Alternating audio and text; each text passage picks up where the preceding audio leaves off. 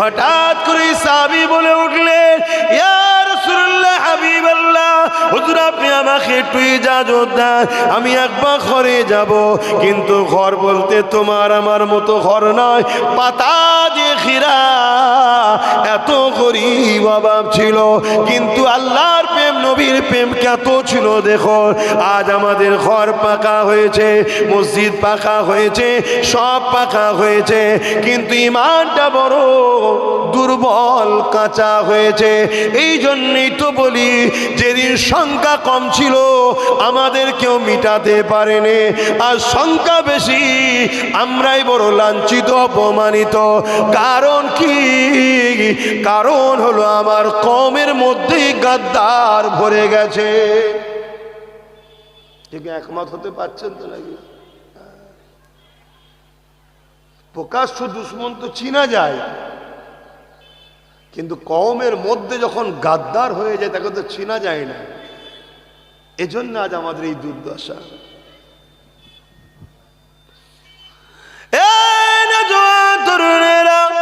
আল্লাহ নবী সাহাবী ঘরে চলে গেলেন, ওই পাতা দিয়ে খিরা ঘরের বাইরে গিয়ে ডাক দেয়, বাসির। একটা ছোট্ট ছেলে বেরিয়ে এলো, আল্লাহ নবী সাহাবীকে জড়িয়ে ধরল আব্বা জান বলে। অর্থাৎ বাসির এই সাহাবীর সন্তান ছিলে।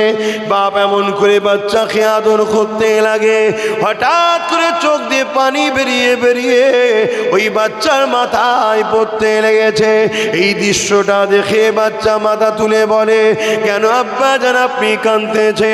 আপনি আমাকে মহব্বত করে ভালোবাসেন জানি, কেন এই জমিনের ওপরে আমার আব্বা জান নাই, এই জমিনে আমার আম্মা জান বেঁচে নাই, আমার আম্মা ইন্তেকাল হয়ে গেছে, এই জন্য আপনি আমাকে বড় আদর পেয়ার করে। কিন্তু আব্বা জান আজকের কান্নার কারণটা কি? আল্লাহ নবীর ওই সাহাবী তখন বলতে লাগলে, বাবা বাসির, আল্লাহ নবী দিনের জন্য মাল চেয়েছিল, কিন্তু আমি তোমার বাপ বড় গরীব, আমার দিবার কিছু নাই, এই জন্যে বাবা আমি চিন্তা করেছি আল্লাহ দিনের জন্য আমি আমার জানটাকে ওইখানে দান করে দেব।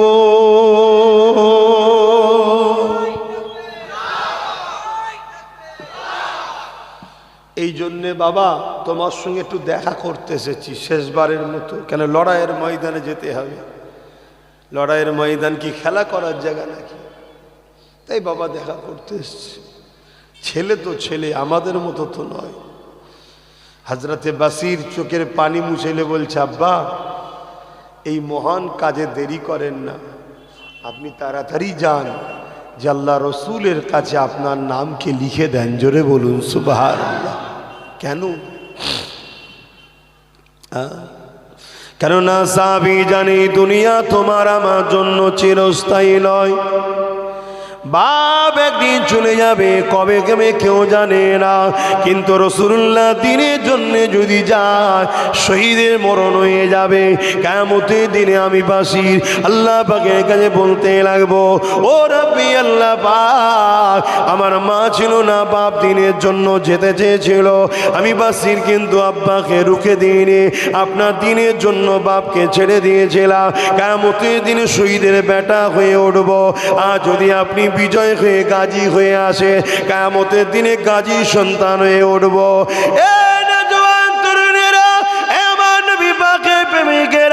মৃত্যু তো তোমার আমার সবারই হবে, কিন্তু আল্লাহ নবী জানিয়ে দিলেন শহীদানদের যখন মৃত্যু হয়, একটা পিপিলিকা কামড়ালে জানা কষ্ট হয়, তার থেকে কম কষ্ট জান বেরোবার সময় হয়।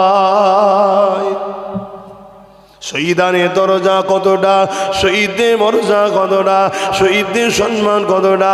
কিয়ামতের দিন শহীদদের ঘরে যে অবস্থায় শহীদ হয়েছে অবস্থায় উঠানো হবে। আল্লাহ পাক তাদেরকে বেহিসাব জান্নাত দেবে। সবাই যখন জান্নাতে চলে যাবে, আল্লাহ পাক সবাইকে লক্ষ্য করে সালাম দেবে। দিবার পরে আল্লাহ পাক বলতে লাগবে, হ্যাঁ আমার বান্দা বান্দিরে, দুনিয়া জমিনে তোমরা যা চেয়েছিলে, দুনিয়া জমিনে আমি আল্লাহ তোমাদের কাছে যাওয়া ওয়াদা করেছিলাম আমি আল্লাহ আমাকে না দেখে আমাকে সত্য জেনে আমার কথা মতো চলেছিলে আমি বলেছিলাম আমার কথা মতো যারা চলবে আমি আল্লাহ তাদেরকে জান্নাত দেব জান্নাতের বিবরণ তোমাদেরকে জানানো হয়েছিল আমার বান্দা বান্দি রে দুনিয়ার জমিনে তোমরা অনেক কষ্ট করেছো আমার জন্য দুনিয়ার জমিনে অনেক লড়াই করেছো আমার জন্য দুনিয়ার জমিনে অনেক বাধা বিঘ্ন আসার পরও তোমরা আমি আল্লাহ আমাকে ছেড়ে দেওনি আমার বান্দা বান্দি রে বলো তো দেখি আমি আল্লাহ যা ওয়াদা করেছিলাম এই ওয়াদা পূরণ করেছি তোমরা কি আমার জান্নাত পেয়ে খুশি না দুনিয়াতে আবার যেতে চাও ওই সময় তারা বলতে লাগবে ও রব্বি আল্লাহ আপনার জান্নাত এত সুন্দর আমরা শুনেছিলাম কিন্তু কল্পনা করতে পারিনি এই সুন্দর জায়গা ছেড়ে আমরা কখনো আর দুনিয়াতে যেতে চাই না দুনিয়া থেকে জান্নাত অনেক সুন্দর দুনিয়ার সাথে তুলনা চলে না জান্নাত এত নিয়ামতের জায়গা ওই সময় একদল যুবক দাঁড়িয়ে যাবে দাঁড়িয়ে গিয়ে বলতে লাগবে ও রব্বি আল্লাহ আমরা দুনিয়ার জমিনে যেতে চাই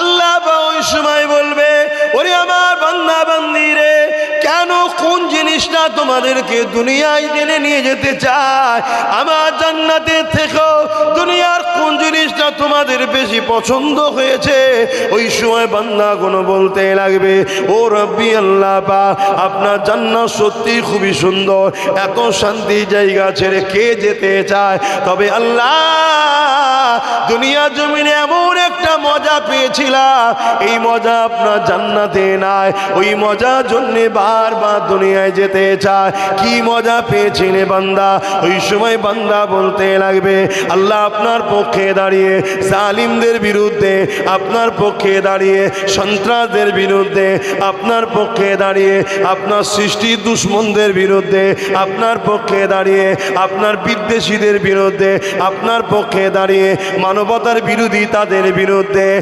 আল্লাহ আপনার খুশির জন্যে আপনার পক্ষে দাঁড়িয়ে আমরা লড়াই করছিলাম এই লড়াইয়ে জালিমদের আঘাতে যখন আমাদের জানটা চলে যাচ্ছিল এত ভালো লেগেছিল যে আল্লাহ দিয়া জান আল্লাহর জন্য যেতে লেগেছে ওই মরণের সময় এত মজা লেগেছিল আল্লাহ যে আমরা আল্লাহর দাস আল্লাহর জন্য জীবন কুরবান হয়ে গেল এই মজার জন্যে বারবার দুনিয়ায় যেতে চায় আর আপনার জন্য আল্লাহ শহীদ হতে চায় আরো জোরে বলুন সুবহান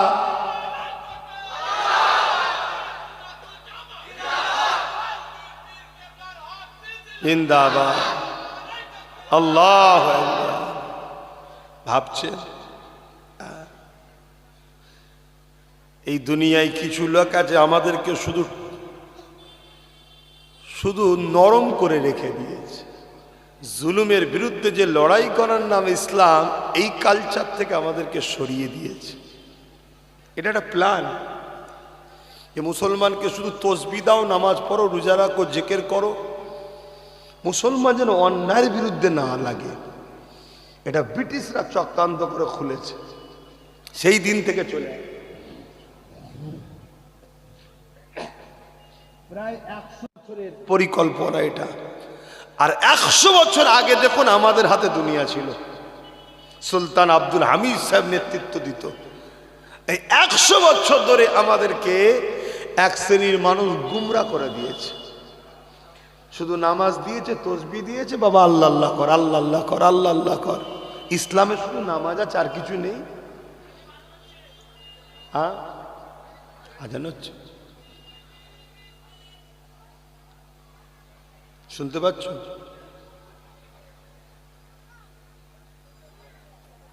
বলবে হয়ে গেলে বলবে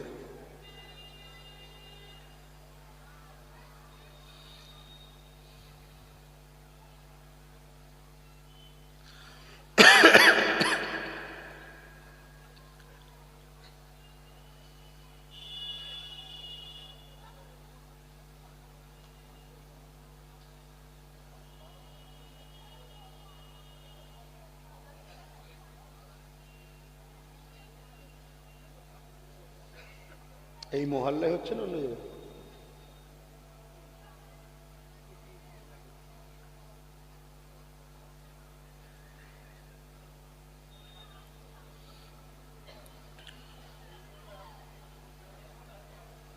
কমিটি কারা? তোমাদের মহল্লায় আজান হচ্ছে? তাহলে সেটা তো বলবে।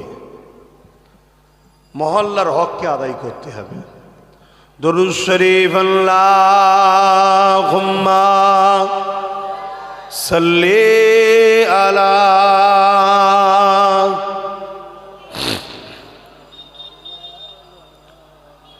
জোরে জোরে পড়েন ওয়ালা আলে।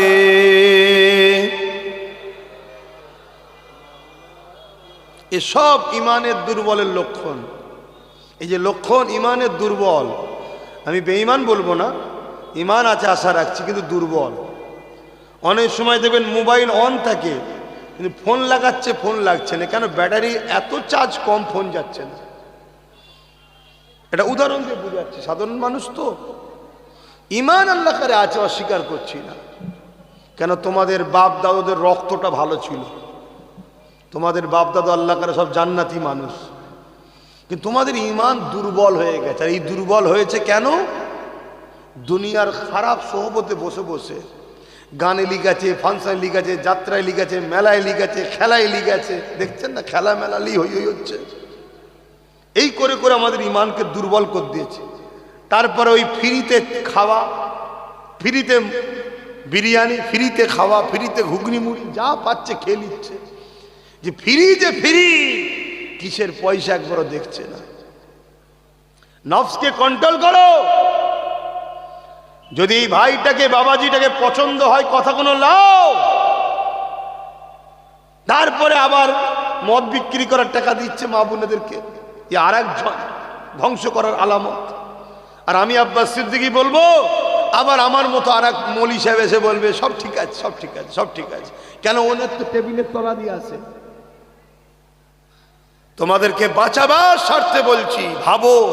তুমি তোমার মুরব্বী বাপগুলোকে দেখো না, এনাদের এখনো যা তেজ আছে তোমাদের তাই নেই। ফজর বেলা উঠতে পারছো না, ঠান্ডা চোটে কাঁপছো। আর মুরব্বীগুলো দেখো, ফজর বেলা উঠে একটা পাতলা গামা কায়েদে উজু করছে, ঘড়ঘড় ঘড়ঘড় করে কল্লু করছে। কি করে না? করে না?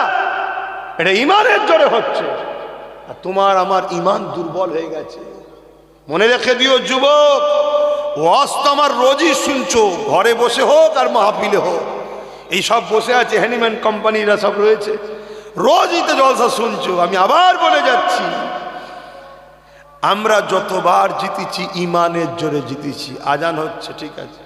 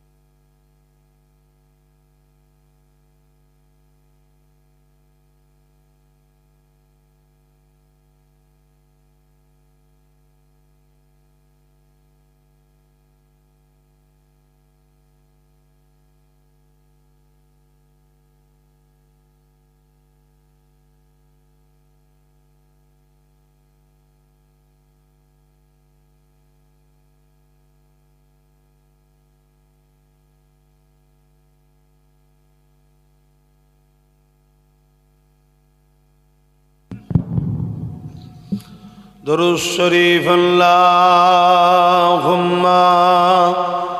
সাল্লি আলা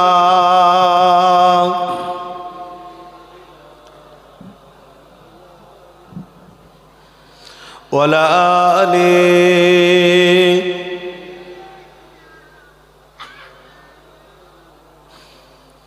रातें भी मदीने की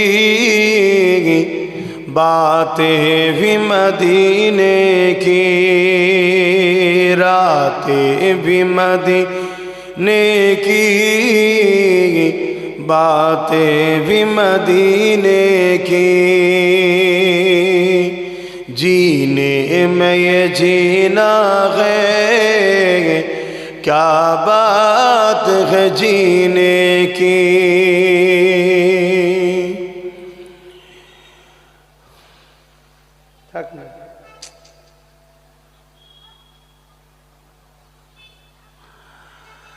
तारीफ के लायक जब अल्फाज नहीं मिलते तारीफ के लायक जब अल्फाज नहीं मिलते तारीफ करे कोई किस तरह मदीने की तारीफ करे कोई किस तरह मदीने की रातें भी मदीने की बातें भी मदीने के जीने में ये जीना है क्या बात है जीने की ओ अपने निगाहों से मस्ताना बनाते हैं ओ अपने निगाहों से दीवाना बनाते हैं जहमत भी नहीं देते मैं खार को पीने की जहमत भी नहीं देते मैं खार को पीने की रातें भी मदीने की बातें भी मदीने की जीने में जीना है क्या बात है जीने की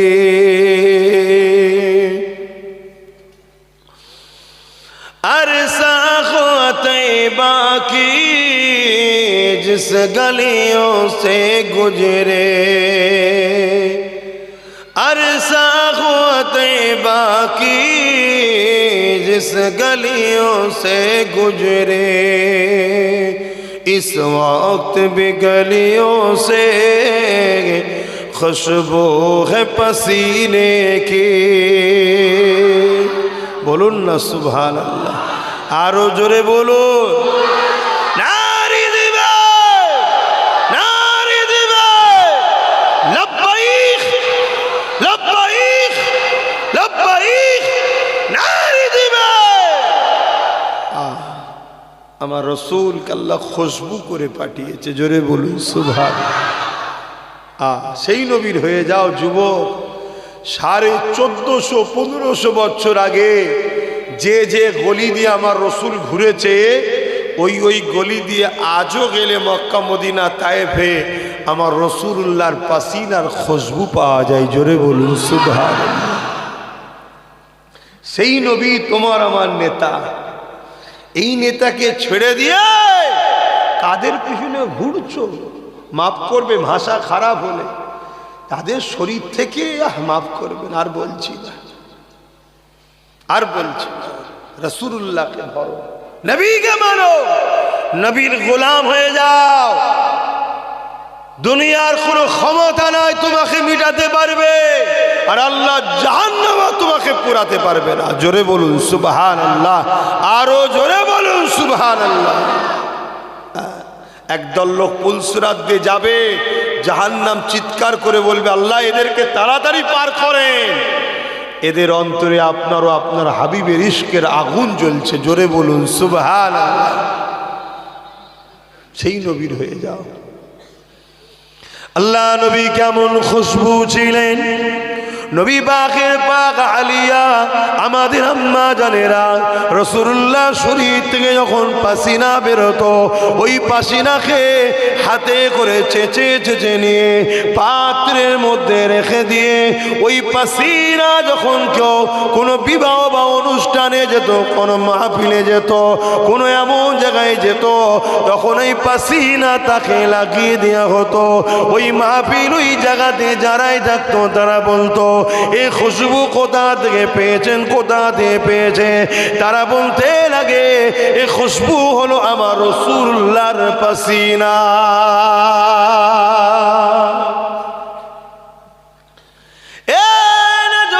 তরুণেরা, আল্লাহ নবীকে কি নিয়ামত করেছে। আম্মা জান হযরত আমিনা হুজুরের গর্ভে যখন আমার রাসূল পাক সাল্লাল্লাহু আলাইহি ওয়াসাল্লাম ছিলেন, আম্মা জান আমিনা বলতে লেগেছে, আমার শরীর থেকে খুশবু বেরোতে শুরু হয়েছে। এই খুশবু যত দিন যায় চারিদিকে ছড়াতে লেগেছে এবং চতুর্দিকে চর্চা হতে লেগেছে। আমিনা এই খুশবু কোথা থেকে পায়? এই খুশবু তো মক্কার কোনো দোকানে পাওয়া যায় না। এই খবর ছড়াতে ছড়াতে ছড়াতে রাসূলুল্লাহ দাদা জান হযরত আব্দুল মুত্তালিব হুজুরের কানে চলে গেছে। আব্দুল মুত্তালিব হুজুর তখন মক্কার শাহিনশাহ ছিলেন, মক্কার সর্দার ছিলেন, মক্কার লিডার ছিলেন। এই জন্য রাসূলুল্লাহ দাদা জান রাসূলুল্লাহ দাদি জানের সঙ্গে আলোচনা করতে লাগলো। চারিদিকে চর্চা চলছে, আমিনা কি খুশবু মাখে।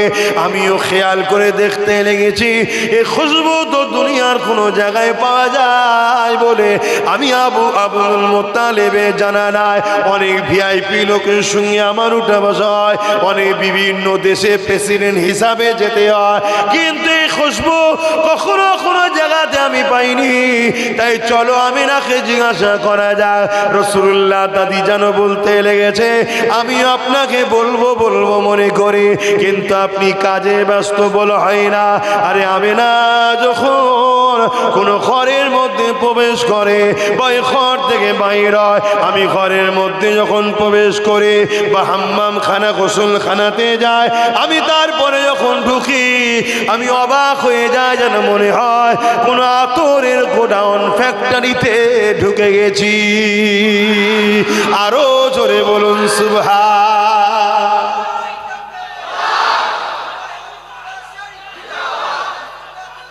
আরে আরে বলো না, হাত তুলে লাব্বাইক বলো না, লাব্বাইক লাব্বাইক। হ্যাঁ হুজুর, আমরা আছি আপনার গোলাম, আপনার জন্য। হুজুরের গোলাম হও, হুজুরের গোলাম হও। আম্মা জানাবে না, হুজুরকে ডাকা হলো। আজান হয়ে গেছে ভাই, সংক্ষেপ করবো, একটু মন দিয়ে শোনেন। তরুণেরা, আম্মা জান হযরত আমিনা হুজুরকে ডাকা হলো। ও মা আমিনা, চারিদিকে চর্চা চলছে, মা কোথা থেকে আতর পান, মা কোথা থেকে আতর মাখেন মা।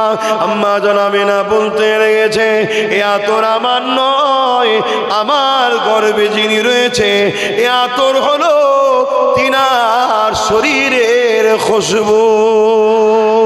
আরো জোরে বলুন সুবহান। সেই নবী 1450-1500 বছর আগে যেসব জায়গাতে ঘুরেছে, এখনো সে জায়গা থেকে রাসূলুল্লাহর পাসিনার খুশবু পাওয়া যায়। বললেন না সুবহানাল্লাহ? একটু আজকে বুঝুন, কোথায় সুবহানাল্লাহ বলতে হয়, কোথায় নাউজুবিল্লাহ বলতে হয়, কোথায় আল্লাহু আকবার বলতে হয়। জলসা তো অনেক হচ্ছে, এগুলো ভাবুন, বুঝুন, শিখুন। এই বিষয়ে আরো একটা কথা আপনাদেরকে মনে পড়েছে, একটু বলে যায়। ইকরামা, আবু জেহেলের ছেলের নাম ইকরামা। আমার নবীর কঠিন দুশ্মন ছিল আবু জেহেল, আর আবু জেহেলের ছেলেও ইকরামা আমার রাসূলুল্লাহ দুশ্মন ছিল, বাপ বেটা নবী পাকের বিরুদ্ধে ছিল। তখন ইকরামা এবং তার বাপ আবু জেহেল আইন করেছে, মোহাম্মদ রসুলের কাছে যে যাবে তাকে মৃত্যুদণ্ড দেওয়া হবে। যেমন আজকে অনেক নেতারা আইন করে আব্বাস সিদ্দিকীকে জলসায় আনা যাবে না, আব্বাস সিদ্দিকীর কাছে গেলে চড় পাটায়, ধরে লিয়াই তাকে। কি জুলুম করে না করে না? অসুবিধে কিছু নেই। সেদিন রসুলুল্লাহর বিরুদ্ধে আবু জেহেল লেগেছিল, আজকে নবীর গোলাম আব্বাসের বিরুদ্ধে আবু জেহেলের চেলারা লেগেছে। তো অসুবিধে কি আছে? আপনাদের অসুবিধা আছে? আমার কোনো অসুবিধা নেই। যতদিনের জন্য আল্লাহ পাঠিয়েছে ততদিনই থাকবো। কোনো মায়ের বেটা নেই একদিন আগে নিয়ে যেতে পারে আব্বাসকে। শুনছেন তো নাকি? যত দিনের জন্য এসেছি, কে পাঠিয়েছে? আমার যত দিনের জন্য পাঠিয়েছে ততদিনই থাকবো। পুরো দুনিয়া যদি এক জায়গায় হয়ে যায়, 1 মিনিট আগে নিয়ে যেতে পারবে না, 1 মিনিট। এটাই হলো আল্লাহর পাওয়ার। সেই আল্লাহর উপরে ভরসা রাখো যুবক, ঘাবড়াও নি। ভুল করেছো, তওবা তিল্লা করে চেঞ্জ হও, পরিবর্তন হও। সত্যবাদীদের দলভুক্ত হও, সত্যবাদীদের সাথ দাও। চরিত্রবান, ভদ্র, নম্র আহলে রসুল কোরাইশদের নেতৃত্ব মানো। কেন? কোরাইশ বংশের ওপরে আল্লাহর একটা বরকত আছে। ইমানদার কোরাইশের নেতৃত্ব মানো, আল্লাহ পাক তার বরকতে তোমাকে বিজয় দেবে। জোরে বলুন সুবহানাল্লাহ। আমার রাসূলুল্লাহর কথা, আমার কথা নয়। বাবেরা, নওজোয়ান তরুণেরা, ইকরামা আবু জেহেলের ছেলে একদিন কোন এক কাজে রাস্তা দিয়ে এসতেছিল, অপর দিক দিয়ে আল্লাহ নবী যেতেছিলেন। ইকরামা যখন নজরটা আমার রাসূলুল্লাহ দিয়ে পড়েছে, ইকরামা ছুটে এসে আল্লাহ নবীকে বুকে বুকে জড়িয়ে ধরেছে। যেমন ঈদের দিনে আমি তুমি কোলাকুলি করি, গলায় গলায় মিলি, ইকরামা আমার রাসূলুল্লাহর সঙ্গে ওইভাবে মিলতে লেগেছে। অথচ ইকরামা তারও সেও দুশ্মন ছিল, তার বাপও আমার রাসূলুল্লাহ সব থেকে বড় দুশ্মন, এবং আইন করেছে যে যাবে তাকে মেরে ফেলা হবে। তরুণেরা, এই খবরটা আবু জেহেলের কাছে চলে গেল।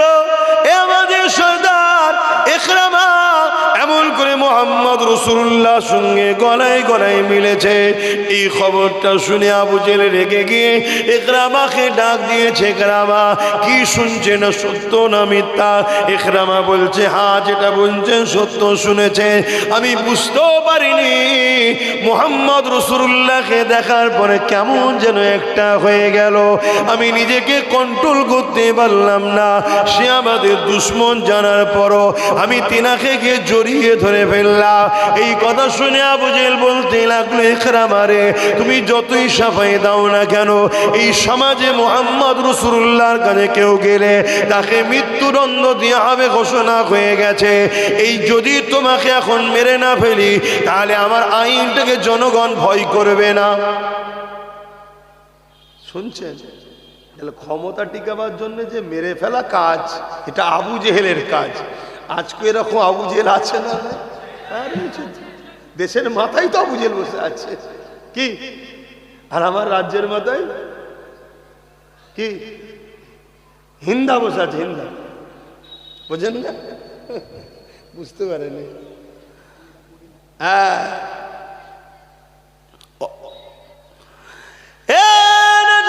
তরুণেরা, এমন নবী পাখির প্রেমিকেরা, বাবারা, শুনে রেখে দাও, জেনে রেখে দাও, ইমান কাকে বলে? রাসূলুল্লাহকে আল্লাহ কি নিয়ামত করেছে, সেই রাসূলুল্লাহ চর্চা তো বন্ধ হয়ে গেছে।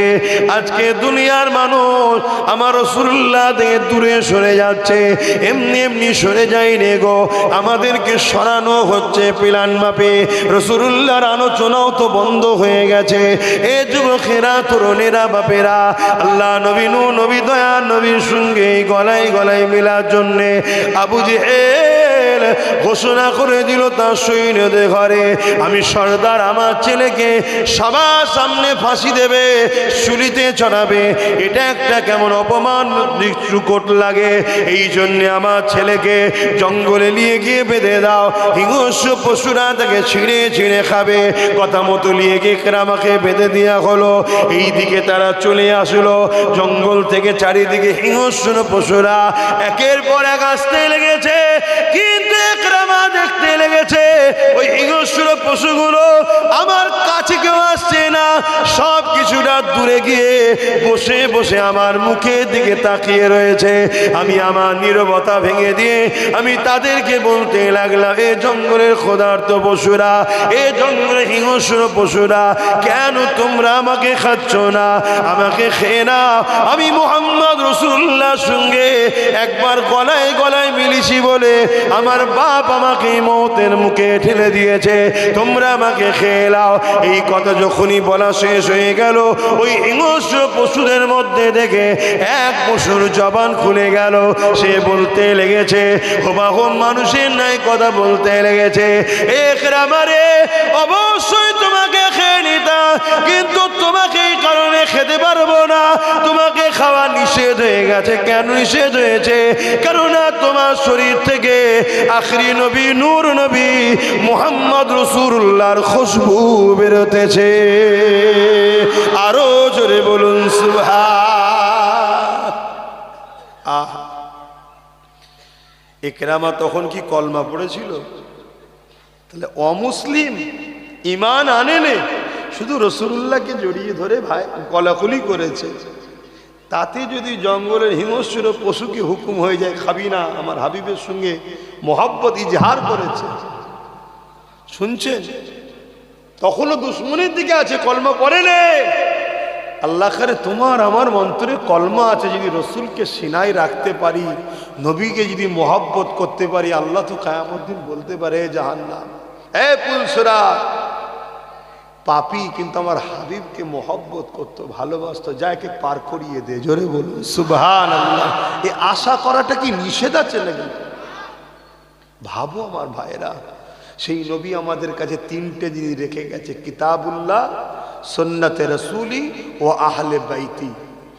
অপর হাদিসে কিতাবুল্লাহ এবং রাসূল পাক সাল্লাল্লাহু আলাইহি ওয়াসাল্লাম হাদিস, এই সব কিছু মিলিয়ে তিনটে জিনিস আল্লাহ রসুল রেখে গেছে।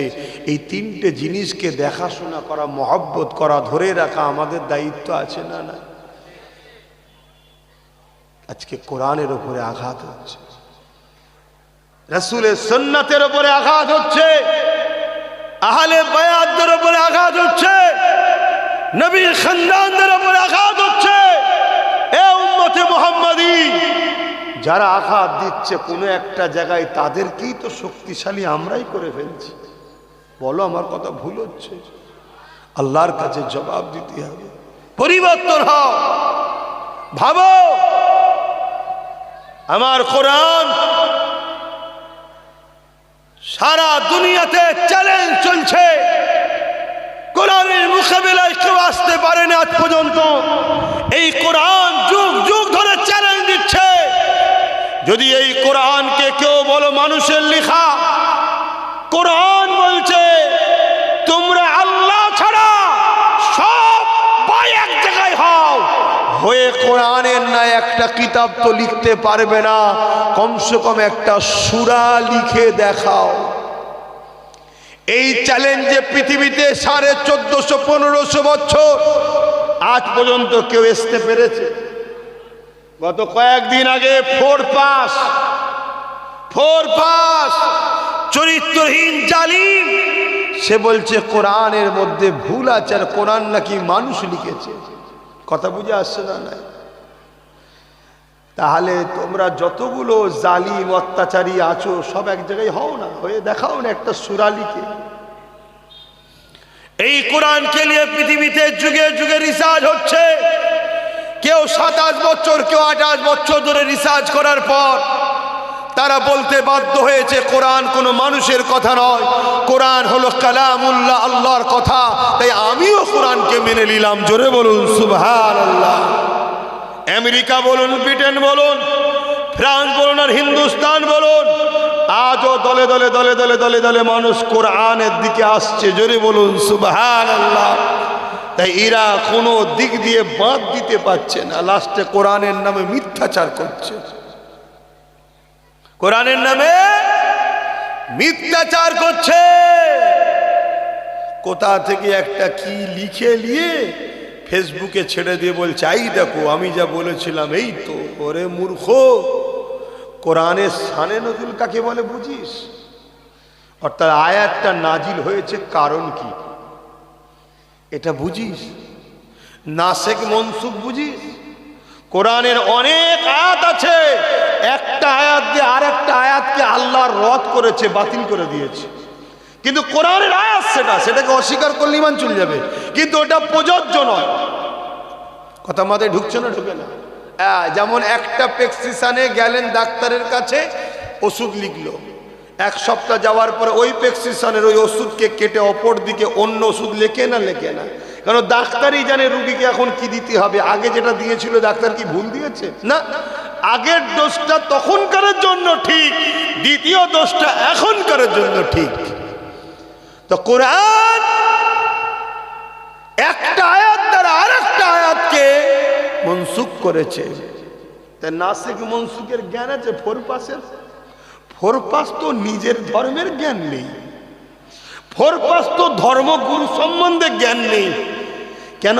ও ফোরপাস যে আছে ও ধর্মগুরুই কোরআনের মাইয়া কোরআনিয়া মক্তবেতেই পড়াশোনা করে বড় হয়েছে। শুনছেন তো না?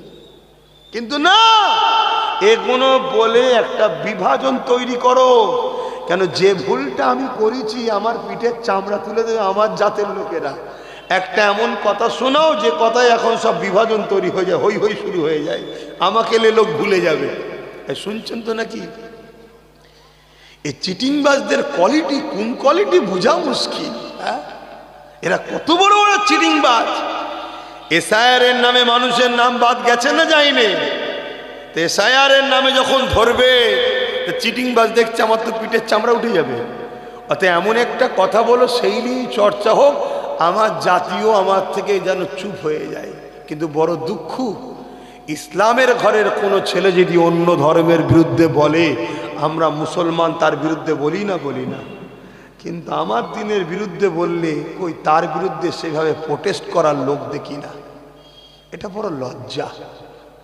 যাক, আমি গর্বিত, আমি ইসলামের অনুসারী, কিন্তু আমার কওমের কাছে আমার দুঃখ। আপনারা কি ভাববেন না? আপনারা কি জাগবেন না?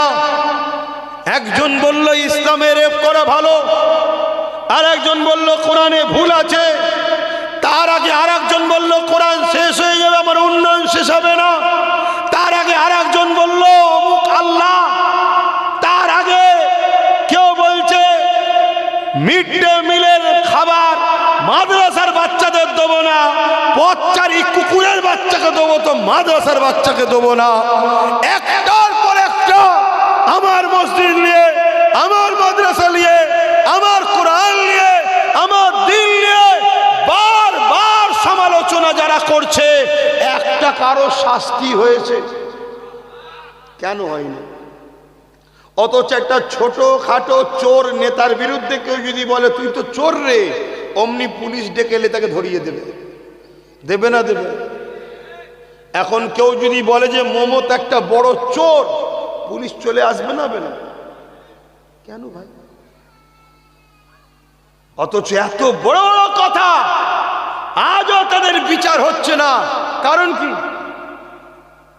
আপনারা ভুলে গেছেন কি জানি না, রাজ্য সরকার যখন তিলক তোমার পরিবারকে 10 লক্ষ টাকা দিতে চেয়েছিল, তখন কোন একটা মুসলিম ঘরের বাচ্চা ছেলে, ওর বলা উচিত নয়, তারপরও সেই জ্ঞান নেই তার, সে বলেছিল যে অভিষেকের মেয়েকে তুলে যে ওর যদি কেউ হামলা করে, আমি যদি 1 কোটি টাকা দিই রাজ্য সরকার কি খুশি হবে?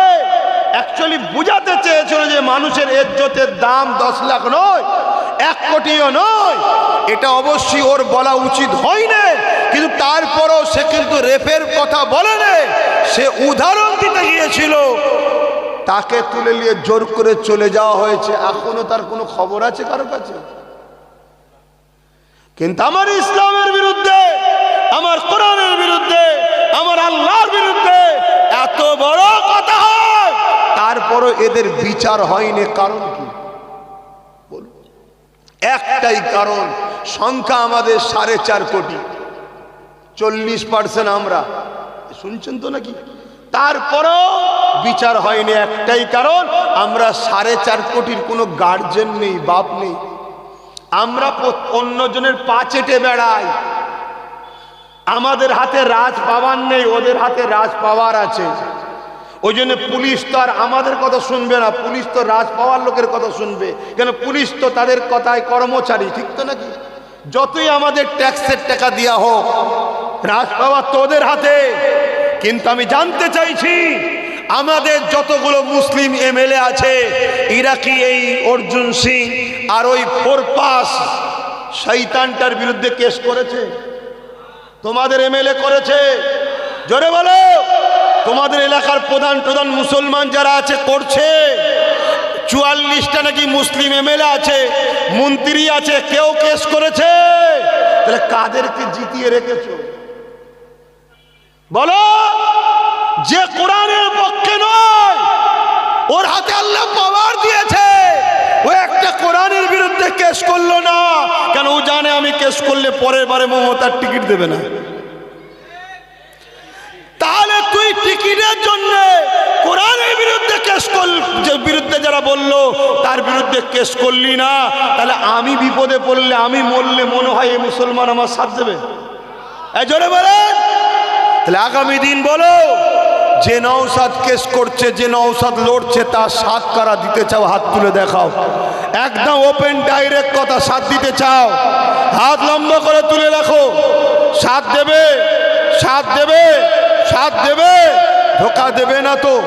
ডায়ে বায়ে কেউ হাত তুলতে বাকি আছে কি দেখে লাও।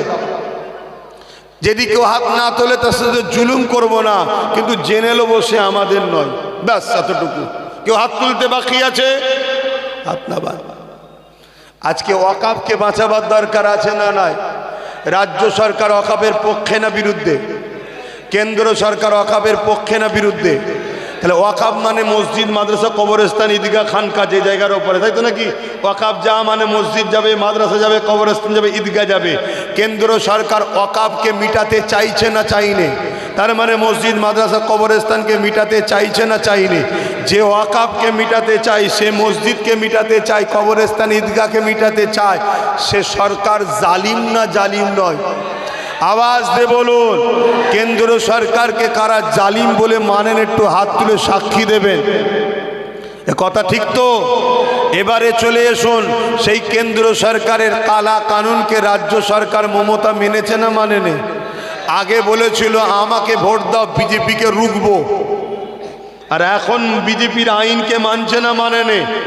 আর বিজেপির নেতারা ইসলামের বিরুদ্ধে বললে তাদেরকে বন্দি করছে না। তাহলে এই বিজেপিকে রুখবে? বিজেপিকে বাংলায় এনেছে কে? বলেছিল না আনন্দবাজার পত্রিকায় বিজেপিকে ফন্ডে এনে লড়বো? তাহলে বলুন, এও মসজিদ, মাদ্রাসা, কবরস্থানের দুশ্মন না বন্ধু? তা দুশ্মন যদি হয় তাহলে এ জালিম না জালিম নয়? এবারে রাসূলুল্লাহর হাদিসটা শোনো। আল্লাহ নবী বলছেন, যে মুসলমান, মন দিয়ে শুনছো তো, ঘুষ কেটে যাবে, হুঁশ কেটে যাবে। কবরে ঢুকার পরে আর কেউ নেই ওখানে। আজ মরলে কালকেই মাটি, আজ মরলে কালকেই মাটি। হয় জান্নাতের বাগান, নাই 99টা সাপ, জাহান্নামের গর্ত। মন দিয়ে শোনো, রাসূলুল্লাহর হাদিস, মিশকাত শরীফের। কোন বক্তা, মৌলী সাহেব, পীর সাহেব, পীরজাদা সাহেব, হযরত সাহেব, কোন সাহেব যদি বলে আব্বাস সিদ্দিকী ভুল করছে, আমি তাকে তো চ্যালেঞ্জ বারবার দিচ্ছি, চলে আসো ব্রিগেডের মাঠে, চ্যালেঞ্জ দিচ্ছি, যদি আমি ভুল বলে থাকি যা শাস্তি দেবে মেনে নেব। রাসূলুল্লাহর হাদিস, নবী বলছেন, কেউ জালিম জানার পরে, শুনছেন, কোন মুসলমান যদি ওই জালিমকে সাথ দেয়, ওই মুসলমানটা ইসলাম থেকে বেরিয়ে যাবে। আল্লাহ রসুল কি বললেন? কেউ জালিম জানার পরে কোন মুসলমান যদি এই জালিমকে সাথ দেয় সে ইসলাম থেকে, জোরে বলুন, জোরে বলুন, তাহলে কেন্দ্র সরকার জালিম না জালিম নয়? রাজ্য সরকার জালিম না জালিম নয়? রাসূলুল্লাহর হাদিস অনুযায়ী কেউ যদি এদেরকে ভোট দেয় সে ইসলামে থাকবে? জোরে বলে। এবারে একটা প্রশ্ন, আগে ভোট দিয়েছিলাম, আগে কি জুলুম করেছিল? আগে কি এই সব কাজ করেছিল? আগে কি এর মুখটা কিরকম চিনতে পেরেছিলাম? তখন তো বলেছিল মাদ্রাসা দেবো, ডবল ডবল চাকরি দেবো, এখন বলছে চপ বিক্রি করো। তখন বলেছিল পুরোপুরায় রেল হবে, এখন বাস বন্ধ হয়ে যাচ্ছে। তাহলে আগে যখন কেউ মুসলমান ছিল সালাম দিয়েছিল, জবাব দিতে হবে। আজকে যদি মুসলমান না হয় আজ ছেড়ে দেয়, আর সালাম দিলে জবাব দেওয়া যায়? তাহলে আগেকারের সময় তখন দিয়েছেন আলাদা কথা। আজকে যখন এ জালিম হয়েছে, মসজিদ মাদ্রাসার বিরোধী করছে, এর বিরুদ্ধে লড়াইয়ের দরকার আছে না না? দুর্গাপুরে রাজ্য সরকার বোলডুজার দিয়ে মাদ্রাসা ভেঙেছে। আরে বিজেপি সরকার তো প্রকাশ্য দুশ্মন জানি মসজিদ মাদ্রাসা ভাঙছে। নদিয়াতে ওয়াকাফের জায়গায় ঈদগাহ আছে, ঈদগাহকে রাজ্য সরকার বোলডুজার দিয়ে দখল করছে। খবর রাখো সব। তাহলে বলো, রাসূলুল্লাহর হাদিস, কেউ জালিম জানার পরও তাকে যদি শক্তিশালী করে, ওই মুসলমান ইসলাম থেকে বেরিয়ে যাবে। ভোট দেয় হারাবার জন্য না শক্তিশালী করার জন্য? তাহলে রাজ্য সরকারকে কেউ ভোট দিলে, কেন্দ্র সরকারকে ভোট দিলে ঈমান থাকবে? আওয়াজ দিয়ে বলো থাকবে। এদের বিষয়ে যদি আমি আপনাদেরকে সজাগ করি, আমি ভুল করছি? তাহলে আমার সাথে বলো, দিদি মুদিকে ভোট কারা দেবে না হাত তুলে সাক্ষী দাও। লম্বা হাত তোলো, লম্বা হাত তোলো।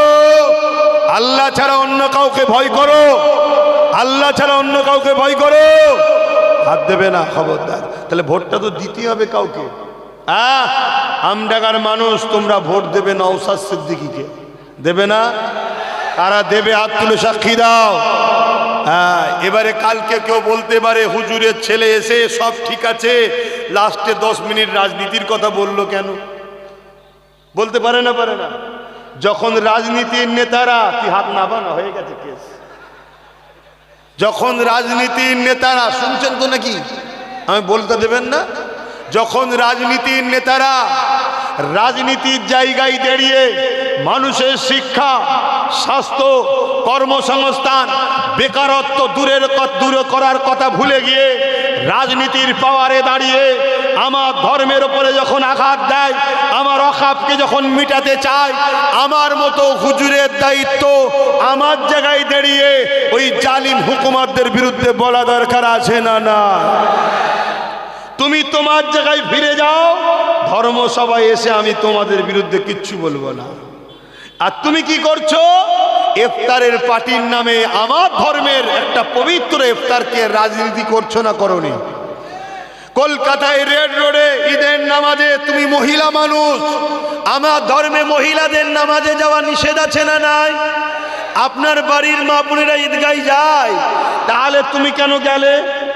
রাজনীতি করার অন্য দিন পেলে না? না, আজকে ফ্রিতে 1 লক্ষর উপরে লোক পেয়েছে, একটু লাঠি ঘুরিয়ে নি।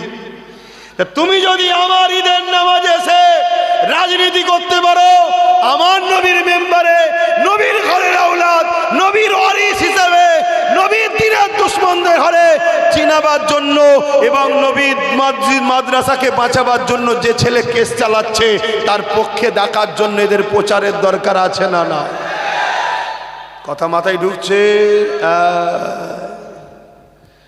বিশ্বনবী দিবস পিছনে ব্যানার, আর বিশ্বনবীর দুশ্মনকে স্টেজে তুলে দিয়েছে, আর সে মাইকে দাঁড়িয়ে প্রশংসা করছে, আমাদের দিদি এই করেছে, আমাদের দিদি বাস উল্টো করে চালিয়ে দিয়েছে। প্রচার করছে না, করে না? হ্যাঁ, দেখলেন না? এখনো সব প্রচার চলছে, এই করেছে, ওই করেছে, ওই করেছে, ওই করেছে। আমি কাউকে ছোট করছি না। তাহলে তোমরা এই জন্যই প্রোগ্রাম করছো? হ্যাঁ, দিদির প্রচারের জন্য প্রোগ্রাম হচ্ছে। অতএব নিজের ক্ষতি হওয়ার আগে নিজে থেকেই সাফাই দিতে হবে, ঠিক তো নাকি? মন দিয়ে শোনেন। তাহলে আমার দিনের দুশ্মন কেউ হবে, তার বিরুদ্ধে বলার জায়গা তো এইটাই নাকি? কথা বলছেন না কেন? যদি বলছেন সব ঠিক আছে, তাহলে ফেরাউনের বিরুদ্ধে বলেন কেন? নমরুদের বিরুদ্ধে বলেন কেন? এজিদের বিরুদ্ধে বলেন কেন? না তারা ইসলামের দুশ্মন ছিল, আল্লাহর দুশ্মন ছিল। আর এগুলো আল্লাহর বন্ধু নাকি? হ্যাঁ, বলছে না ওগুলো মরে গেছে, তোদের বিষয়ে বলেন বলেন, এগুলো বেঁচে আছে। তো বেঁচে আছে তুই বলতে পারিস না, ওটা তোর ভয়। মরাকে বলতে খুব ভাল লাগে, জেন্তগুলোর বিরুদ্ধে বল না। ওদের মধ্যে এদের মধ্যে পার্থক্য কি আছে ভাই? তো এই জন্য একটু সজাগ করলাম। ক্ষতি হলো, মন খারাপ হলো, বেশি নয় 5-6 মিনিট লিয়েছি। তো আমার অধিকার নেই, আমার স্বাধীনতা নেই, আমার ভালোবাসার মানুষকে বুঝাবার অধিকার নেই? তো আরো একবার বলছি, নওশাদকে কারা কারা সাথ দেবে হাত তুলে দেখাও। হ্যাঁ, লম্বা করে হাত তোলো, হাত তুলে এবার দেখো কেউ আমাদের দলে নেই, কে কে দেখে লাও, দেখো কে কে নেই। হাত লম্বা করে তুলবে, তবেই তো চিনা যাবে কে কে নেই আমাদের সাথে, দেখে লাও। শুধু দেখে রাখো, হাত না বাও। যে আমাদের সাথে নেই তার সঙ্গে ঝগড়া করবে নাকি? না, ঝগড়া করব না। আমরা শুধু জেনে নেব যে এ আমাদের সাথে নেই, অর্থাৎ ওয়াকাফের সাথে নেই। কার সাথে নেই? কেন ওয়াকাফকে মিটাতে চাইছে ওরা, আর নওশাদ সুপ্রিম কোর্টে কেস করে বাঁচাতে চাইছে। আজও লড়াই চলছে, চলছে না চলে না? তাহলে ও একা, ওর সাথে যদি আমডাঙ্গাটাও দেন, অশোকনগর দেন, দেগঙ্গা দেন, বসিরহাট দেন, ওর সাথে আরো গোটা 20-30 হয়, ওর শক্তি বাড়বে না কমবে? তাহলে আরো গোটা 30 ML এর কেস হতো না হতো না? এগুলো ভাবেন, আস্তে আস্তেই তো বড় হবে, একদিন দেখা যাবে পুরোটা হয়ে গেছে। বলুন ইনশাল্লাহ। তাহলে যে শক্তিতে ওরা কাঁদছে, আমরা যখন আসবো পুরো আবার ফিরিয়ে নেব। পারবো না? পারবো না। চেষ্টা করলে হয় না। কে বলেছে? বারবার বলবে আমরা 30% না 40%। আর একটা শোনো, আমাদের সাথে SC STরা আছে, আগামীতে আরো আসবে। যদি বলো কেন? আমরাই একমাত্র পারি সমস্ত গরিবকে আশ্রয় দিতে। কেন? মোহাম্মদ রসুলের গোলাম আমরা। কেন? উত্তরপ্রদেশে যা হচ্ছে SC STরা হারে হারে বুঝছে, শুনছেন তো নাকি? তারাও আমাদের সাথে। তো এই জায়গায় দাঁড়িয়ে থেকে কালকে যদি 2-5 হাজার টাকা করে পেয়ে যান, ভুলে যাবেন না তো? যদি ল্যান্ড কি ক্ষতি হবে এটাও শোনেন। কিছুদিন আগে বিহারে ভোট হয়ে গেল না? 10,000 পেয়ে অনেক মা বাপ নেচেছে, ভাই বোনেরা নেচেছে, তারপরে কাঁদছে। কি ব্যাপার? বলছে আরে 10,000 रुपया दिए थे, जाके वोट दे दिए भाजपा को, अभी वो भाजपा लोग जीत के हमारा ही घर तोड़ दिए। অর্থাৎ 10,000 টাকা দিয়েছে যে ভোট দিয়েছে বিজেপিকে, ভাজপাকে, আর জিতার পরে ওদেরই ঘর ভাঙছে। শুনছো তো আমার মা বোনেরা? মদ বিক্রি করার টাকা খেয়ে খুব খুশিতে আছেন না? তওবা করুন, পরিবর্তন হন, লোভ লালসা করবেন না। ছেলের মতো মাকে বলছি, ভাইয়ের মতো ভাইকে বলছি, নাই রাস্তাঘাটে নুচে নুচে খাবে জালিমরা, কেউ পাশে দাঁড়াবার নাই। কেন? যে দাঁড়াবে তার কেস হয়ে যাবে। কিন্তু আইন যদি হাতে ক্ষমতা থাকে, রাজ পাওয়ার থাকে, তখন তো লড়াই করতে পারবে। তাই বলবো মা বোনেদের, বুঝুন, বুঝুন, নিজেদের মধ্যে কোনো মতনৈক্য নয়, একটাই কথা মনে রাখতে হবে। ঠিক তো নাকি? তো ভাইয়েরা আমার, যদি কোনো ভাই আমাদের সঙ্গে হাত না তোলে, এই জন্যে দেখতে বললাম, সে আমাদের নয়, জেনে লিয়া দরকার। ঠিক তো নাকি? তবে যারা ইসলামের দুশ্মনদের সাথে আছে, মুসলমান দাবিদার, আমার তাদের নিয়ে দুটো সন্দেহ হয়। নাম্বার 1 সন্দেহ, মুসলমান ঘরে জন্ম হয়েছে, মুসলমান সে যে আছে, হয়তো ও ভেতরে ভেতরে ইসলামকে ছেড়ে দিয়েছে। শুনছেন তো নাকি? শুধু সেজে আছে, আমাদের খবরাখবরগুলো দেবে বা আমাদেরকে ধোকা দিচ্ছে। তাই এই গাদ্দারকে চিনা দরকার আছে না? না হয় এই কোয়ালিটিতে, আর নচেত আমার খেতে চাষ হয়েছে কিন্তু চাষ অন্যজন করে দিয়েছে। বুঝতে পারছেন তো নাকি? প্রোটেকশন অন্যজনের। না হয় কোনো মুসলমানের খুন, মুসলমানের বেটা, মুসলমান যত গুনাহগারই হোক, ইসলামের ক্ষতি করতে পারে না। ক্ষতিকারকে সাথ দিতে, এটা মাথায় থাকবে তো নাকি? এটা বলা দরকার ছিল না? ছিল না? আমার টাইমে বলেছি, আপনাদের টাইমে নয়। আসেন একটু সালাম করে লি। ইয়া নবী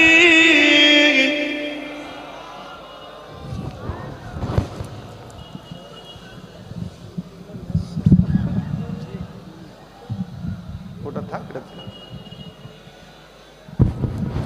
কি গো মন খারাপ হয়ে গেল নাকি? সালাম জোরে জোরে পড়বেন। দিয়া নবী সালাম ইয়া রাসূল সালাম ইয়া হাবিব সালাম সালাওয়াতুল্লাহ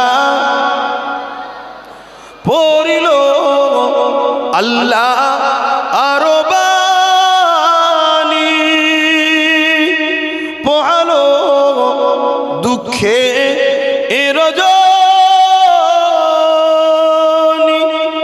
হইল জগৎ অনুরানী আমিনার নয়নের মনি নবী সালাম ইয়া রাসূল ইয়া হাবিব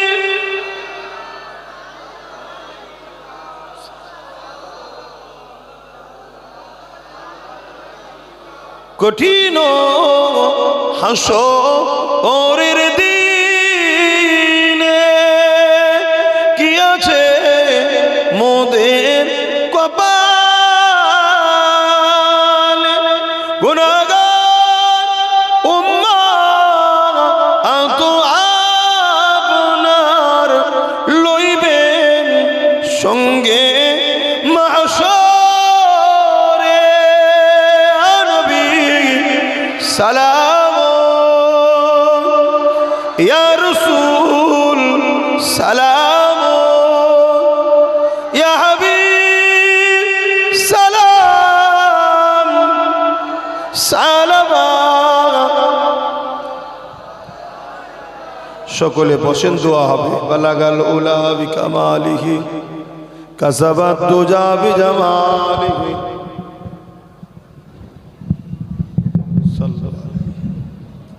বিসমিল্লাহ শরীফের সঙ্গে 11 বার দরুদ শরীফ সূরা ফাতিহা শরীফ। আর এই মাহফিলটা হয় আসি, কষ্ট নিয়েন নাকি না? আজকের এই কথাগুলো রাগ করলেন? আচ্ছা বলুন, এটা আপনাদের জন্য ভালো কথা বলিনি?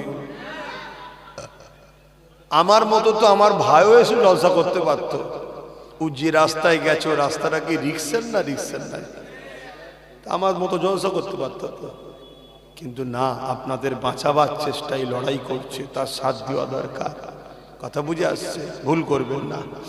তো যাই হোক, পকেটে হাত দেন, ছেলেরা যাচ্ছে, যার যা খুশি একটু শরীক হন, যার যা খুশি একটু শরীক হন, পকেটে হাত দেন, যার যা খুশি একটু শরীক হন।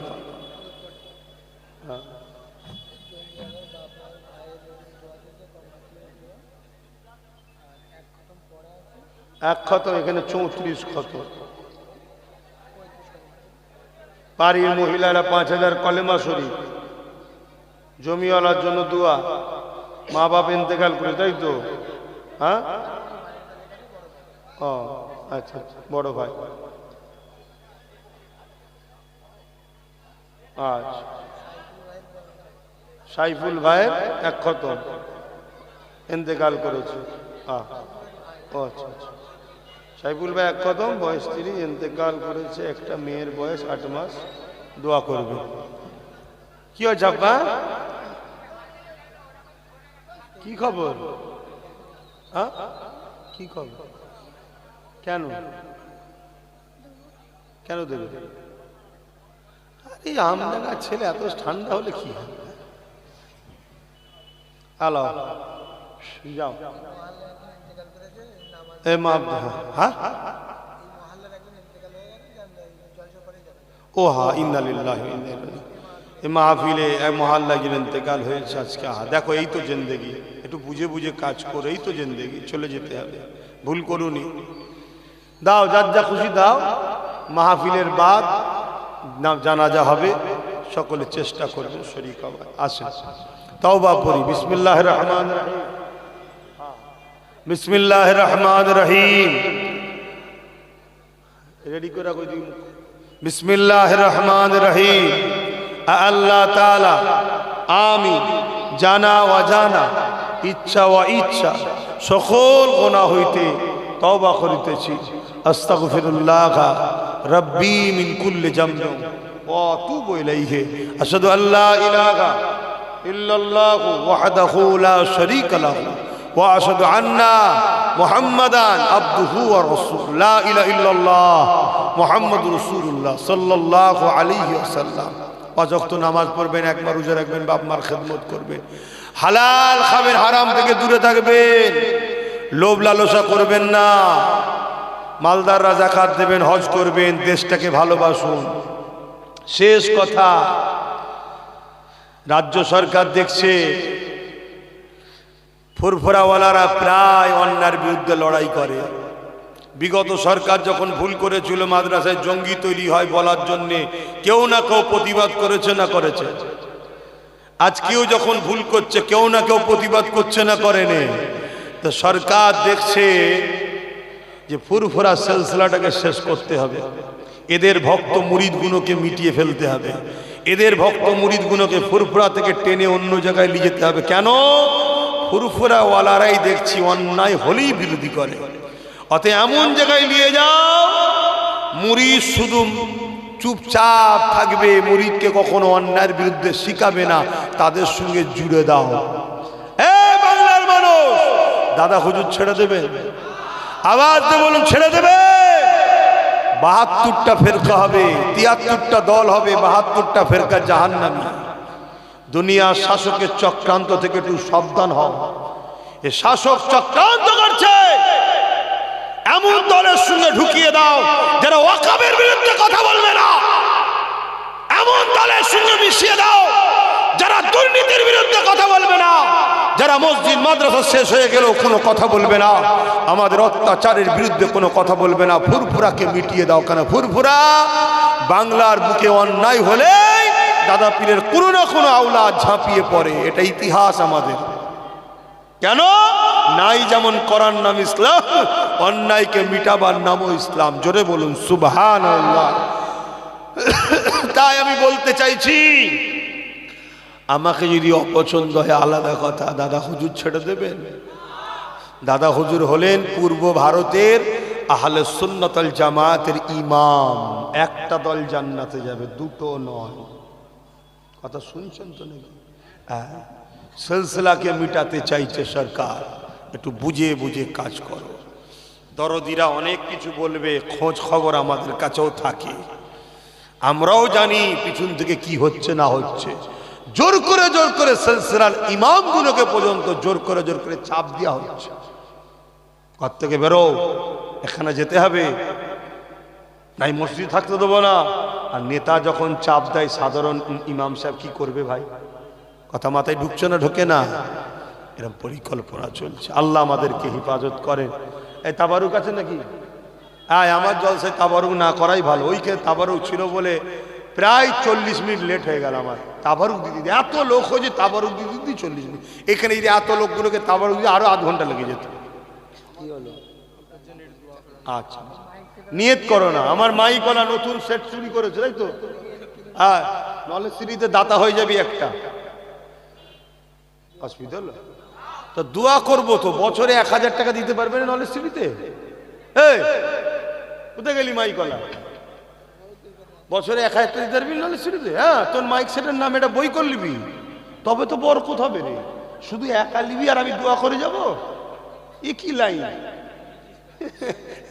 ভাইগুলো বলবে ই আমার ভাইজান আমার কি বলছে। না, আমি তো আমার জন্য চাইনি, আমি চাইছি আই গরিবের ছেলে পড়ছে, তোমরাও এতিম গরিব ছেলে থাকলে যোগাযোগ করো। আমাদের আলা রয়েছে তোমাদের গ্রামের, অফিস ইনচার্জ, ওকে জিজ্ঞেস করবে পার্সোনাল ডেকে, হ্যাঁ আব্বাস সিদ্দিকী টাকাগুলো খেয়ে ফেলছে নাকি বলতে জিজ্ঞেস করবে। ও তো খরচ করে নিজে হাতে, আমার সব কিছু ওর কাছে থাকে। হাসির কথা বলছি না, কোটি কোটি টাকার ওর কাছে থাকে। নলেজ সিটি সব ওর কাছে থাকে, ও তো সব হিসাব করে, সব ওর কাছে। যখন যা আসে দিয়ে চলে যায়। কখনো এত ব্যস্ত হয়ে যায় 15 দিন 20 দিন 1 মাস পরে হিসাবে বসি, সব ওর দায়িত্ব থাকে। জিজ্ঞেস করবে, তোমার তো গ্রামের ছেলে, তবে হ্যাঁ বিশ্বাস করি ওকে, আর এইটুকু আশা রাখি ও বিশ্বাসের সাথেই কাজ করছে। এখন পর্যন্ত দেখেছি বিশ্বাসের সাথেই কাজ করছে। কেন অনেকবার আরে সব হিসাবটা দিলে তো আমার কাছেও তারা মনে থাকবে, কিন্তু দেখেছি পাই টু পাই কাজ করছে। যাক, আল্লাহ এইভাবে মিল মহব্বত রাখুক। কিন্তু আপনাদের বলছি, এতিম বাচ্চা থাকলে পাঠাবেন, সম্পূর্ণ ফ্রি, তাকে থাকা খাওয়া শোয়া পড়াশোনা জামা কাপড় সব ফ্রি। কথা বুঝে আসছে না? হ্যাঁ। আর আপনারা বাচ্চাদের ঘরে 4 থেকে 8 ক্লাস চালু হয়েছে, ভর্তি করবেন, আসেন। আল্লাহুম্মা আমিন। আয় আল্লাহ, এ মাহফিলকে কবুল করেন, যে যা শরীক হলো দান করলো কবুল করেন আল্লাহ, আশা বসাকে কবুল করেন আল্লাহ। এসব মিলি সব দেন আমার নূর নবী দয়াল নবীদের সবখানা পৌঁছে। হুজুর আব্বা জান আম্মা জান পরিবার সাহাবা সাহাবিয়া 4 পিরানে পীর 4 ইমাম হুজুরদের উপরে সব পৌঁছে। আয় আল্লাহ, আমাদের প্রত্যেকের বাপ মা দাদু দাদি নানা নানি শ্বশুর শাশুড়ি মাই মুরব্বী যারা চলে গেছে জান্নাতি করে দিন আল্লাহ। আমাদের সকলের পীর ও মুর্শিদ মুজাদ্দিদ জামানের উপরে সব পৌঁছে। দাদা হুজুরের 5 কলিজার টুকরা খলিফা হুজুরদের রুহে সব পৌঁছে দিন আল্লাহ। আমাদের প্রত্যেকের বাপ কুল মা কুল দাদু কুল দাদি কুল নানা নানি যারা বেঁচে আছে নেক হায়াত দারাজ করুন। বাপ মা স্বামী স্ত্রী ছেলে পুলে হাসি খুশিতে রাখে, অভাব অনটন দূর করে দিন আল্লাহ। আমার দাদা পীরের সিলসিলার মুরিদ মুরিদনি জান মাল ইমানের ইজ্জত হিফাজত করেন। তাম বিশ্বের মোমেন মুসলমানদের জান মাল ইমানের ইজ্জত হিফাজত করেন। প্যালেস্তাইন বাসী সহ সুদান সহ আল্লাহ তাম বিশ্বের মোমেন মুসলমান হিফাজত, ভারতের মোমেন মুসলমানদের জান মাল হিফাজত করেন আল্লাহ। আল্লাহ, এই আমডাঙ্গার মোমেন মুসলমানদের উপর দয়া করুন। আমার বাংলার মোমেন মুসলমানদের উপর দয়া করুন। খাস করে ভাঙরের মোমেন মুসলমানদের উপর দয়া করেন আল্লাহ। আল্লাহ, ভাঙরের মানুষের ইমানকে আরো মজবুত করে দিন আল্লাহ। জালিমদের অন্য কোনো জায়গায় চক্ষু নয়, ভাঙরটাকে শেষ করার জন্য পরিকল্পনা করছে আল্লাহ। ভাঙরের মানুষের ইমানকে আপনি মজবুত করুন আল্লাহ, ওদেরকে বাঁচান, ওদেরকে হিফাজত করেন আল্লাহ। আয় আল্লাহ, হাবিবের খাতির রহমত করে মেহেরবানি করে দয়া করে এই জলসা কমিটিকে কবুল করুন। এই জলসা কমিটির আগেও এখন যারা দান করেছে কবুল করেন। আমার মা বোনেরা হাত তুলে সংসারে শান্তি দেন, তাদেরকে কবুল করুন। স্বামী লিয়ে ছেলে লিয়ে সুখে শান্তিতে রাখেন। আমার মোস্তাকিম ভাই আল্লাহ তার নসিব বরকত নেক হায়াত সুস্থ রাখুন, পরিবার বাচ্চা হাসি খুশিতে রাখুন আল্লাহ। আমার দাদা পীরের যত আওলাদ আছে সিলসিলা আলেম উলামা আছে সবাইকে মিলেমিশে রাখেন, হকের ওপরে রাখেন। কিছু এদিক ওদিক হয়ে যাচ্ছে আল্লাহ, তাদেরকে হিদায়েত দান করুন আল্লাহ। আয় আল্লাহ, এই জালিম অত্যাচারী শাসকদের হাত থেকে দেশ ও রাজ্যকে হিফাজত করুন। আমার নলেজ শ্রীকে আপনি কবুল করলেন আল্লাহ। আমার ভাই নওশাদকে আপনি রাজ ক্ষমতা দান করুন আল্লাহ। তাকে ন্যায়ের পক্ষে অন্যায়ের বিরুদ্ধে লড়াই করার আরও ক্ষমতা দিন আল্লাহ। তার জান মাল ইমানের ইজ্জত হিফাজত করবেন আল্লাহ। আল্লাহ, অনেকে বিমারে আছে, শেফা দান করবেন। এই জায়গার মালিক আল্লাহ আছে, দোয়া চেয়েছে, তার মুরব্বি বা যারা চলে গেছে পরিবারের সব জান্নাতি করে দেবেন আল্লাহ। তারা প্রতি বছরেই জায়গায় মাহফিল করতে দেয় আল্লাহ, আমরা সবাই মিলেই করি আল্লাহ। তার মাই মুরব্বীদেরকে জান্নাতি করবেন, যারা বেঁচে যে নেক হায়াত দারাজ করবেন। আরও অনেকে কোরআন তেলাওয়াত করেছে, অনেকের মাই মুরব্বী চলে গেছে, জান্নাতি করবেন। যারা বেঁচে আছে নেক হায়াত দারাজ করবেন আল্লাহ। আমার আব্বা আম্মা ভাই বোন স্ত্রী বাচ্চা সকলের উপর দয়া করুন আল্লাহ। আল্লাহ, আপনি ছাড়া আমার কেউ নেই। হাসবুনাল্লাহু ওয়া নি'মাল ওয়াকিল, নি'মাল মাওলা ওয়া নি'মান নাসির। আমি আপনার হাওয়ালে আপনার ভরসায় ঘুরি, আপনি আমায় বলেন আমি বলি। আল্লাহ, আমাকে আরো হক কথা বলার তৌফিক দেন। আমার জান মাল ইমানের ইজ্জত হিফাজত করেন আল্লাহ। ইমান খাতিমা বিল খায়র নসিব করবেন, ইমানের ইজ্জতের মরণ নসিব করবেন। আয় আল্লাহ, আমার নলেজ শ্রীতে যেসব বাচ্চারা পড়াশোনা করছে উচ্চশিক্ষায় শিক্ষিত করবেন, তাদেরকে দেশ ও জাতির গর্ব করবেন আল্লাহ। ভালো ভালো পদে ভালো ভালো জায়গায় চাকরি মিলাবেন আল্লাহ। মানুষের কাজ করার তৌফিক দেবেন আল্লাহ। আল্লাহ, আমার ভাইগুলোকে নিরাশ করে দেবেন না, যে যা আসালে হাত তুলেছে আল্লাহ। এই যুবকগুলো দুনিয়ায় অনেক ভুল রাস্তায় চলে, এই মুহূর্তে ভালো জায়গায় আছে, এদের গুনাহগুলো মাফ করে দেন, এদের ইমানকে মজবুত করে দেন, এদেরকে দিনের পাহারাদার সৈনিক বানিয়ে দেন আল্লাহ। আল্লাহুম্মা ইহদিনা সিরাতাল মুস্তাকিম। আমিন। যে যা দোয়া চেয়েছে হিফাজত করুন। আমার মামা জানের শরীরকে সুস্থ করে দেন আল্লাহ। আল্লাহ, যে যা নাসিরের আল্লাহ লা তাখনাতু মির রাহমাতিল্লাহ, রহমতকে দোয়া কবুল করেন। আমিন আমিন আমিন। বারহাক কালমাতে লা ইলাহা ইল্লাল্লাহু মুহাম্মাদুর রাসূলুল্লাহ। আপনারা আমাকে সালাম দেন। ওয়া আলাইকুম সালাম। আসসালামু আলাইকুম। মুক্তি পাওয়া যায়, এটা বাজে কথা। ভালোবাসার প্রকৃত নিয়ম হলো যাকে ভালোবাসি তার খুশির জন্য নিজেকে পুরো শেষ করে দেওয়া, এর নাম হলো প্রকৃত প্রেম। আমার আল্লাহকে যারা ভালোবেসেছে দেখুন না, হযরতে আম্মা জান রাবিয়া বসরি, আমার মুজাদ্দিদ জামান দাদা হুজুর, আমার সুলতান হিন্দ গরিবে নওয়াজ, আল্লাহর পিয়ারা বান্দা বান্দিরা, সর্বশ্রেষ্ঠ দোনো জাহানের সুলতান নবী মুহাম্মদ আরবি সাল্লাল্লাহু আলাইহি ওয়াসাল্লাম আল্লাহকে ভালোবেসেছে।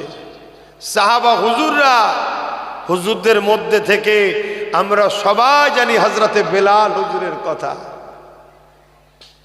কত জুলুম হয়েছে হযরতে খুবাইব খাব্বাব হুজুরদের উপরে, সব জুলুমকে হাসি মুখে সহ্য করে প্রমাণ দিয়েছে আল্লাহ আমি আপনাকে ভালোবাসি, আপনাকে ছাড়া কাউকে জানি না। জোরে বলুন সুবহানাল্লাহ। আমাদেরই আব্বা জান সৈয়দনা হযরত ইব্রাহিম খলিলুল্লাহ, কি প্রেম বলে। হাজার হাজার গৃহপালিত পশু ছিল আব্বা জানের। হযরত আজরাইল আলাইহিস জিবরাইল আলাইহিস সালাম পরীক্ষা করতে এসেছে। ইব্রাহিম আলাইহিস সালামের বাড়ির সামনে দিয়ে যাচ্ছে, বলছে আল্লাহু আকবার। আব্বা জান ইব্রাহিম আলাইহিস সালাম ঘর থেকে বেরিয়ে পড়লেন, বেরিয়ে বলছে কে আমার খোদাকে ডেকেছেন, আল্লাহকে ডেকেছেন। এ আবার কি জ্বালান জ্বালাতে এসছে বলদিন, এরা এমনি আধ ঘন্টা লেট হয়ে গেছে, এ প্যান্ডেল আবার এইদিকে নিয়ে এসছে কেন, এ তো ধুলো উঠবে। যা বিছিয়ে ফেলেছি ছেড়ে দে বাবা, এখানে আর জ্বালাস নি, যা করি বক্সের ওইদিকে যে করবে যা। আমার মোস্তাকিম ভাই, আমার চাচা জান হুজুরের বাড়িতে ছোটবেলা থেকে পড়াশোনা করেছে। পীর আল্লামা ওমর সিদ্দিকী চাচাজান হুজুরের বাড়িতে থেকে টাইটেল মাদ্রাসায় পড়াশোনা করা ছেলে, আল্লাহ করে মুহাদ্দিস, মুমতাজুল মুহাদ্দিসিন, এমএম করেছে। তাই তো আমার সিনিয়র ছেলে না, 1 বছরের সিনিয়র, বয়স তো 1 বছরের সিনিয়র হবে। সেই তোমরা দাঁড়িয়ে গেলে, তাহলে চট বিছানোর মানে কি হলো? যা ওই দিকে চলবে, ওই দিকটা চলবে। আমি লোকটা বড় খারাপ লোক, তাই না? এসেছি তাই কথা না, আবার বসার জন্য বলছে। এটাই তো ধ্বংস আমাদের, না? কে আপন কে পর চিনতে পারলে না। আব্বা জান সৈয়দনা ইব্রাহিম আলাইহিস সালাম তেনাকে পরীক্ষার জন্য হযরতে জিবরাইল আলাইহিস সালাম এসেছে। শুধু বাড়ির সামনে দিয়ে যাবার সময় একবার বলেছে আল্লাহু আকবার।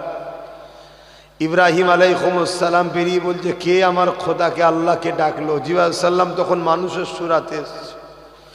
কেন? আমি ডেকেছি, আরো একবার ডাকেন আমার আল্লাহকে। কেন না? যদি ডাকেন আমি বড় খুশি হব।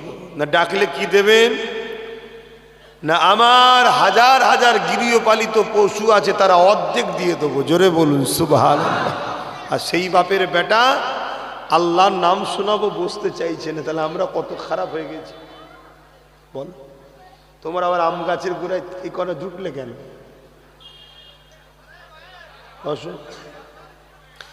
হয় সিধে হও না কেটে পড়ো, দুটোর মধ্যে একটা। 3 রকম স্থান আমার কাছে নেই। আমার তো মনে অনেক নিয়ত আছে, আল্লাহ যদি দিন দেয় তোদেরকে বেঁধে ফেলবো আমি, খাঁচার মধ্যে ভরে দিন শিখাবো, আল্লাহ যদি সেই দিন দেয়। তো ভাইয়েরা আমার, এই কথা যখনই হযরতে জিবরাইল আলাইহিস সালাম শুনলেন, বললেন আল্লাহু আকবার। যত গৃহপালিত হাজার হাজার পশু ছিল অর্ধেকটা জিবরাইল সাল্লামকে দিয়ে দিলেন। জোরে বলুন সুবহানাল্লাহ। জিবরাইল সাল্লাম দেখে অবাক হয়ে যাচ্ছে যে কাকে দুনিয়াদার ভাবছিলাম।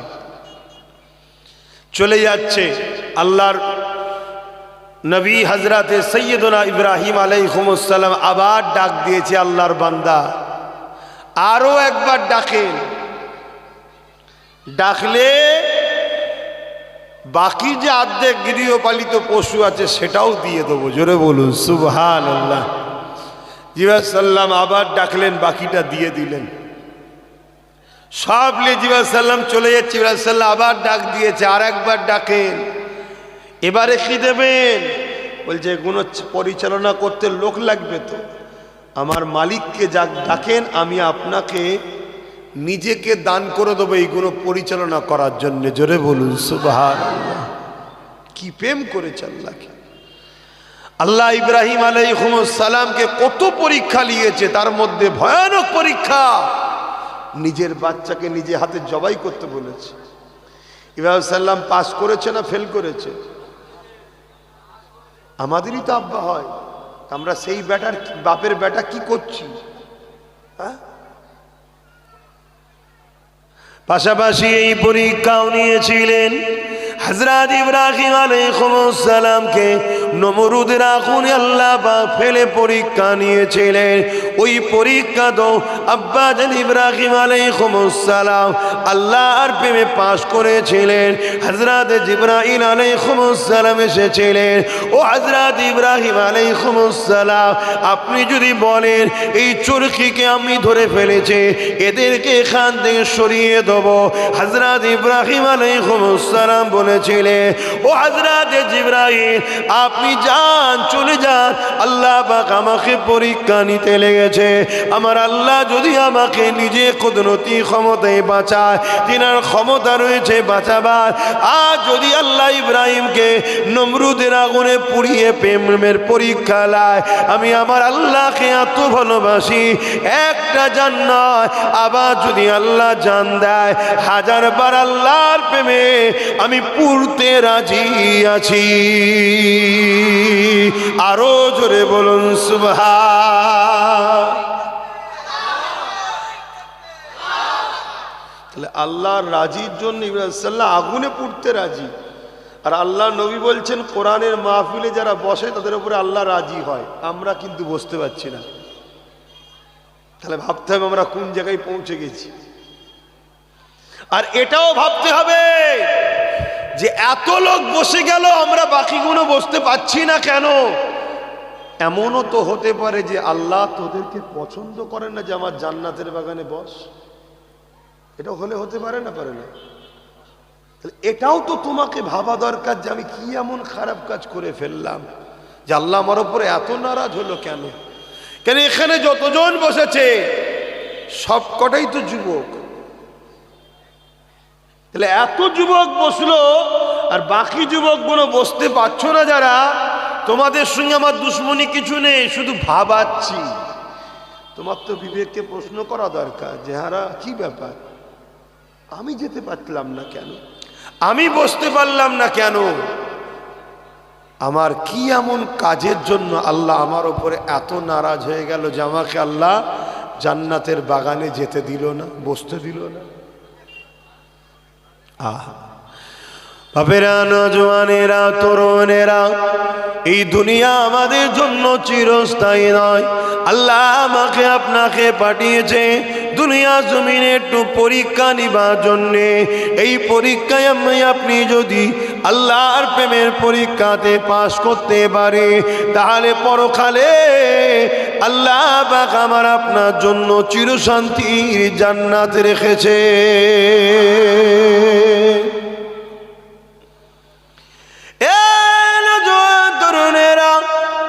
আল্লাহ কাউকে জানের পরীক্ষা নাই, আল্লাহ কারো ধন দৌলতের পরীক্ষা নাই, আল্লাহ কাউকে বিমাতে পরীক্ষা নাই, আল্লাহ কাউকে গরিব করে পরীক্ষা নাই, আল্লাহ কারো সন্তান কেড়ে নিয়ে পরীক্ষা নাই, আল্লাহ কাউকে সন্তান দিয়ে পরীক্ষা নাই।